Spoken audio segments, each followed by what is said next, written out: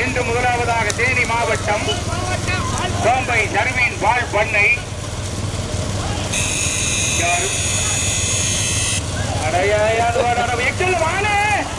ஓடி ஓடி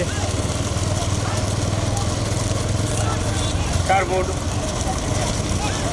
அண்ணே நிப்பாட்டு இல்லைன்னா வண்டி ஓட்டு என்ன பண்ற